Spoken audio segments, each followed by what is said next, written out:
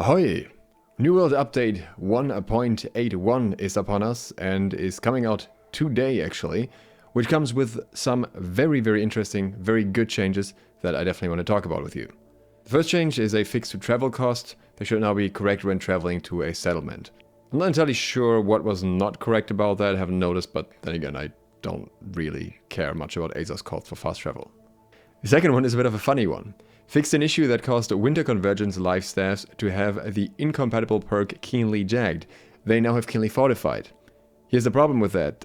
They also have Vicious on the legendary version, which is also incompatible with Blessed because they're both damage con, but that is not changed. So yeah, I don't really get what that's supposed to do or why they're changing only Keenly Jagged. I can only guess that there's some unintended interaction here, maybe stacking hard wounds too fast or something, but yeah, doesn't matter much either way.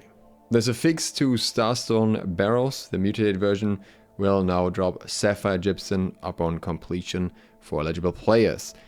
Unfortunately, it seems like it's only this part of the complaints that has been fixed, whereas the craft mods are unaffected, which I'm hoping they would actually change right now as well, or at least in the future.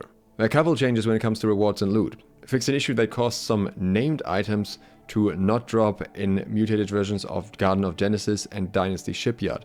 I'm not sure which items these are, but this is definitely interesting. I'm going to look into this, see if these are worth farming. They also fixed an issue where shields would have 5 perks when rolling a 600 gear score. This especially happened with certain shields that dropped in mutations and dungeons. I know that they were trying to prevent these items from existing once before, so this is already a second attempt. Let's see if it works out this time. It's kind of weird still to me because certain players will obviously still have those with the extra perk, but yeah, it is what it is. Fix the missing icon for the Band of the Armed Men. This change is one that I was really looking forward to because it really changes farming, because it re-enables loot for several Brimstone Sands mobs that previously spawned too quickly. They didn't mention any specific names here, so I would assume that this is likely for all of the ones that this was the case for, and there are quite a few interesting gear pieces that can be farmed better this way. You can get Legate's ring much easier. There are some other weapons that are worth farming. So this is something I will absolutely look into, and I will tell you about what's worth farming from all of these mobs now, which makes me very happy that this is finally the case again, because I much prefer farming a specific mob over hoping for a random chest drop. Sudden Shield fixed an issue that caused the defensive formation fortify status effect to incorrectly be removed from a player when 2 players used it near each other. This was a massive problem in the early wars that we had. We were running a lot of tanks. These days no one's running Sword and Shield tanks in wars or in PvP in general anymore, and in PvE you only need one, so I guess I'll make like the total of 5 Sword and Shield PvP tanks happy or something. It might be in preparation for the raid boss. Maybe you will need 2 tanks with shields for that boss. Notable fixes. Fixed an issue that caused active but sheathed weapon passive abilities to activate under certain circumstances. This is a massively important fix. If you weren't aware of this, this is something that was mainly abused towards the end of December until now, which is a bug that allows you to stack a bunch of passives from another weapon onto the weapon that you're using. So you could, for example, take greatsword perks on a flamethrower or any damaging perks on a musket and deal ridiculous amounts of damage with that. Very frustrating bug, and it took them quite a while to solve this one. On the other hand, I did not want to talk about this earlier because this bug was known to the devs relatively early, and they said they were going to try their best to fix it. So if I was to talk publicly about it, it would have just brought more attention to it for people to abuse it rather than it actually getting fixed quicker. So yeah, I'm talking about it now, and this is all you will hear from me about this. I'm glad that it's getting fixed, and hopefully this fix will work out. In the UX and UI section, there are some changes to the in-game store, or rather to Winter Wanderer's Flowing Cloak, which apparently had a visual issue, as well as fixing an issue where dyes on shields were being incorrectly applied to in-game store shield skins. Players that applied dyes to these shields will have the dye applied to the shield, but not to the skin. This makes me very sad because I'm assuming this will also affect the Twitch skins that dropped like very, very early when New World came out, and it's actually really cool that you could dye them and make them look much, much cooler. I imagine they want to monetize this somehow when they are doing the whole transmog and dye everything stuff, but I wish we could just have it until then, because it just looks so much nicer and you don't have to have these weird purple cyan shields if you're using skins. So, I mean, it didn't hurt anyone. I understand that's a bug, but it really didn't hurt anyone. I think there really are more important things to fix than that. I don't know. It just makes me a little bit sad. Notable fix a crash that sometimes happened in Outpost Rush when interacting with turrets.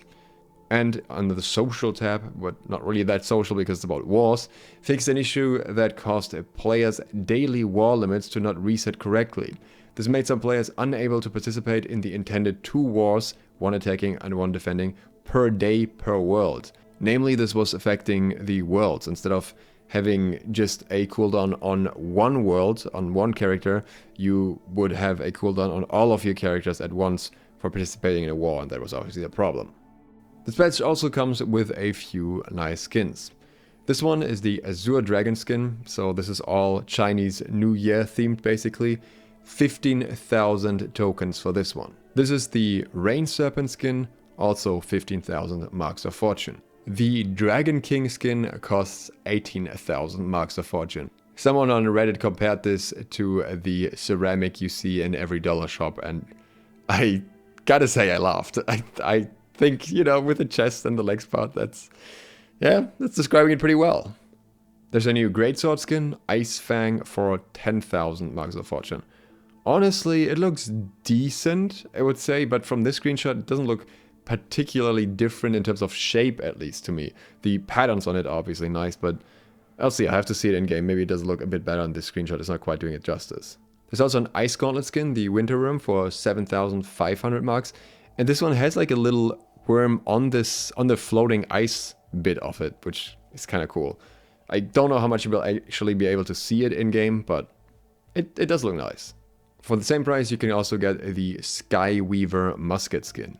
For 8,500 token, you can get the Wall of Frost Great Axe skin. And for 4,000 marks, you can get the Winter Dragon Housing Bundle, which looks pretty clean. I do really like this one. Though I feel like it's gonna be hard to fit it into most houses in terms of aesthetic, because there aren't that many blue/white themed houses. We also have some new emotes. For 5,000 marks, you can get the Warhorn emote. This one I really like because every time you use it, it actually plays a slightly different horn sound. So it can sound quite funny, and I would love to use a bunch of these at the start of a war. It's definitely very, very meme-worthy, and I enjoy it.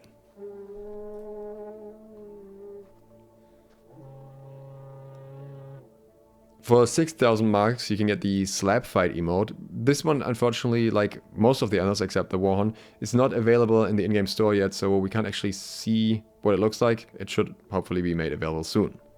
The Tiptoe emote will set you back 5,000 marks of fortune, and I would assume that this is something you can use while walking around, and just tiptoe around instead. Could be fun. For 3,000 marks, there is also a Pout emote. And that's the reaction when I find out that this patch doesn't come with a new kill emote, because that is what I really want. There are also new die packs, you can see them here. As usual, 3,000 marks and you get 5 uses. Still, I would not recommend buying them until they change the usage way so that you can use them infinitely. For 36,000 marks, you can get the Winter Dragon Apparel Bundle, which includes all of the 3 main skins. The Winter Dragon Weapon Bundle is 25,000 marks, include all of the weapon skins. Generally, this update comes with some solid changes, but I'm expecting more coming soon with the PTR, so I'll of course update you when that's the case. If you'd like to see that and you're new to the channel, please consider subscribing and clicking the bell. Other than that, I will link my Starstone guide right here. If you haven't seen that yet, I highly recommend checking that out. Put a lot of work into it, and so far the feedback has been very positive, so thank you for that. Other than that, thanks for watching. Hope to see you for the next one soon. SLOTH out.